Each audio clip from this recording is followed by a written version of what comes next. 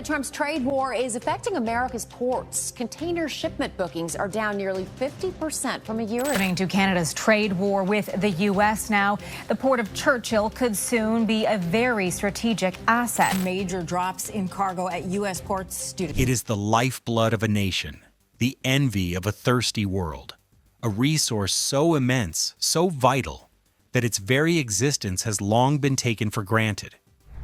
We are talking, of course, about Canada's water. Home to nearly a quarter of the world's freshwater, this northern giant has always held a trump card. But in an era of unprecedented climate crisis, of megadroughts and vanishing reservoirs, that natural bounty has become a flashpoint, a geopolitical powder keg. And now, the unthinkable has happened. The gloves are off. The line has been crossed. In a move that has sent shockwaves from Ottawa to Washington, President Donald J. Trump has made his intentions crystal clear. He wants Canada's water. He wants to turn the very large faucet he once mused about and drain the life-giving reserves of the North to quench the insatiable thirst of the American Sunbelt. This isn't a hypothetical scenario. This isn't a fringe theory. This is the new reality of North American politics. And standing directly in his path, a man who has spent his life navigating the treacherous currents of global finance and power, Prime Minister Mark Carney, the former governor of the Bank of Canada, the former governor of the Bank of England, the man who knows the true value of every drop. His response unambiguous, unyielding. A simple, powerful declaration that echoes the very sovereignty of Canada. No way. To understand the gravity of this confrontation, we must first understand the scale of the prize.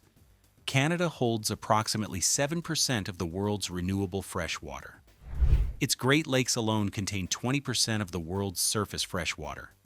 This is not just a resource, it is a strategic asset of unimaginable value. For decades, the United States has managed its water resources with a mixture of engineering genius and short-sighted political compromise. The Colorado River, the lifeblood of the Southwest, is drying up. Lake Mead and Lake Powell are at historic lows. The Ogallala Aquifer, which irrigates a fifth of all U.S. agricultural land, is being depleted faster than it can be replenished. The American West is in a state of perpetual existential drought. Trump's rhetoric, often dismissed as mere bluster, is rooted in a deep-seated American belief in its right to access resources it deems necessary for its prosperity. This is the doctrine of resource nationalism turned outward. The argument is simple. As North American partners, Canada has a moral obligation to share its abundance with its struggling neighbor. Into that mix came Trump's talk of a large faucet from Canada. The wording was headline-friendly and left lots of blanks. Which river? What route? Who decides? North of the border, the quick answer from Ottawa and provincial voices was about sovereignty and law. Canada treats bulk water removal as a national red line, and cross-border changes touch old treaties and modern environmental rules. Beyond the sound bites sits a real question. Even if two governments wanted more cross-border water, could they do it? The short version, only with layers of approvals, massive money, and consent from communities that live on the river. Here's the bottom line. The United States cannot seize Canadian water. Headlines make it sound simple. The rules make it hard. Any project that changes the flow of waters shared by the two countries, like the Columbia, runs into three walls at once: law, consent, and engineering. Law. Canada treats large-scale removals from boundary or transboundary waters as off-limits. On top of that, shared waters are governed by the 1909 Boundary Waters Treaty, which set up the International Joint Commission, IJC, to vet cross-border impacts. In practice, that means proposed diversions need binational approval, not a unilateral switch. In the U.S., major basins have their own guardrails, like the Great Lakes Compact's near-blanket ban on sending Great Lakes water outside the basin. Different basin, same lesson. Diversions are the exception, not the rule. Consent. Water in Canada is largely managed by provinces, with Indigenous nations asserting rights affirmed in law and modern treaties. Any large project would require buy-in from multiple governments and communities on both sides of the border. Without it, the politics stall long before the plumbing starts. Engineering and time. Moving vast volumes over mountains or across ecosystems isn't a faucet. It's a multi-billion-dollar build with new canals, tunnels, pumps, and power, followed by environmental reviews in 2 countries. Even advocates talk in decades, not months. So when you hear "open the large faucet," read it as a political signal in a drought-worried era. The legal and practical path is narrow, slow, and heavily conditioned by partners Canada can and does say no to. If this breakdown is helping you separate headlines from hard rules, tap like so more people see it. And subscribe to our channel for clear, sourced explainers on cross-border issues, water, energy, trade that actually affect bills, jobs, and local projects. We don't do hot takes. We show you what the laws say, who decides, and what the timelines look like. Hit the bell so you don't miss the next chapter in this story as it moves from podiums to policy. When Trump used the phrase "large faucet," many listeners assumed he meant the Columbia. It's the obvious candidate, a giant watershed that begins in British Columbia before crossing into Washington and helping define the Oregon line. But calling it a faucet hides how many hands are already on the valve. On paper and in practice, the Columbia is managed through layered agreements. The decades-old Columbia River Treaty, CRT, coordinates hydropower and flood control across the border. Over that sits the Boundary Waters Treaty Framework and the International Joint Commission, IJC, which exists to review and prevent cross-border harm. In 2024, Washington and Ottawa announced an agreement in principle to modernize the CRT, basically, to update operations for today's power needs and ecosystems. None of that points to a spare pipeline waiting to be switched on. It points to a river already spoken for by law, contracts, and communities. What would it take to move Columbia water elsewhere, say toward California? First, a route over or around mountain ranges. Second, a string of new reservoirs, canals or pipes, and high-lift pump stations. Third, environmental reviews on both sides of the border. Each step opens a new front: endangered species, water quality, land acquisition, and the rights of tribes and First Nations whose treaties and title claims intersect the river. Even before politics, engineering puts a governor on ambition. But can the U.S. act alone? The short answer is no. Any project that changes cross-border flows would trigger binational scrutiny. Canada's federal stance treats bulk removals from boundary or transboundary waters as out of bounds. Provinces control most day-to-day water use and permitting, and British Columbia has its own restrictions on large-scale exports. Without Canadian consent, and without IJC comfort that harms are addressed, the legal pathway is a cul-de-sac. Could a White House try to use leverage in a broader negotiation, trade pressure for water concessions? Politically, that's been floated in rhetoric. Practically, water hasn't behaved like a bargaining chip. The CRT modernization talks themselves focused on flood control and power coordination, not diversions, because those are the levers the treaty actually touches. So, does the large faucet exist? Only as a metaphor.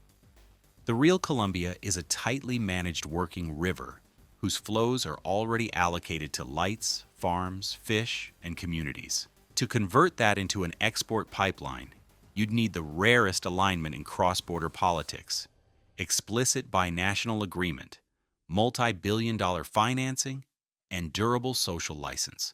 Headlines can sprint. Projects like this move, if they move at all, on a timeline measured in election cycles. In 2025, Washington and Ottawa argued over tariffs and supply chains. Into that noise came the large faucet line, heard in Canada as a sovereignty jab, not a policy. Prime Minister Mark Carney's response fit a broader stance: defend core resources, diversify trade partners, and avoid letting U.S. politics set Canada's agenda. That posture plays well at home and practically signals that water is not on the table even if other files, autos, critical minerals, energy, are. Could a White House try to fold water into a bigger bargain? Tariff relief for cooperation? In theory, sure. In practice, it collides with two realities. First, most cross-border commerce is private and recurring. Both economies rely on predictable rules.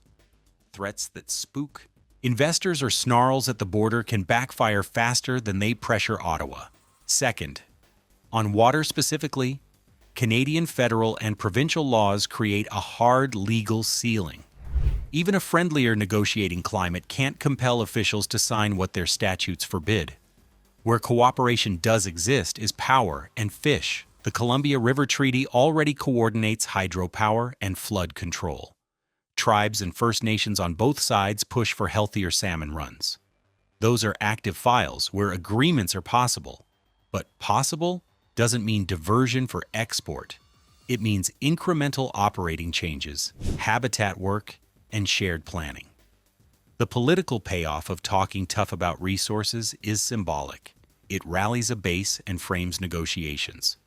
The economic system, though, demands reliability, ports that run, factories that schedule parts, and utilities that plan decades ahead. When water rhetoric gets too sharp, it risks a backlash. Canadians of varied politics line up behind Keep It in Canada rules, and Western U.S. communities still waiting on local conservation or storage see the gap between promise and deliverable. The bottom line is, as leverage, water talk is loud. As policy, it's quieted by law and by the mutual need to keep trade humming. We've seen versions of this movie. In the late 1990s, a Canadian firm briefly secured a permit to ship Lake Superior water overseas by tanker. The backlash was instant, across parties and across the border, and the permit was revoked. That scare helped harden today's rules. Provincial bans on bulk exports, Ottawa's federal guardrails, and in the U.S., the 2008 Great Lakes Compact that locks most water inside the basin. Even inside those rules, the bar stays high. In 2016, Waukesha, Wisconsin, won a rare diversion from Lake Michigan because its wells were contaminated, but only with strict limits and a requirement to return treated water so the basin doesn't lose volume. The lesson isn't that diversions never happen. It's that when they do, they're small, surgical, and slow. Every attempt to scale up, tankers, pipelines, continental grids, has run aground on law, politics, and local consent. For most households and businesses, cross-border water grabs won't set your bill or irrigation allotment. Local math will. Cities and irrigation districts decide rates, recycling, and conservation targets long before an international pipeline could exist. If you're in the Pacific Northwest, keep an eye on salmon-related operations, seasonal flow forecasts, and utility rate cases tied to dam upgrades. In California or the Mountain West, the levers are groundwater plans, urban conservation rules, and storage projects, recycled water plants, aquifer recharge, local reservoirs that actually change supply. What about politics? Treat grand promises of imports the way you treat miracle diet ads. Ask for the route map, the permits, the price tag, and the timeline. If none appear, you're hearing a talking point, not a project. Finally, businesses should scenario plan around drought years rather than cross-border deliveries. Water-efficient equipment, reuse systems, and contracts that price risk. The big takeaway? Whatever happens between Washington and Ottawa, the practical wins come from local fixes you can see, vote on, and, often, get rebates for. Before you go, if this helped cut through the noise, subscribe to our channel for grounded explainers with receipts. Here's the question. If both countries say no to bulk exports, Is there a smart middle path? Should the US and Canada jointly fund smaller, local fixes, recycling plants, flood control upgrades, salmon passages, that don't change borders but do change outcomes? Or is any cross-border water cooperation a slippery slope you'd rather avoid, even in deeper droughts? Where's your red line? If you work in utilities, farming, or fisheries, your experience can anchor this debate. Comment below and share this with someone who cares about water.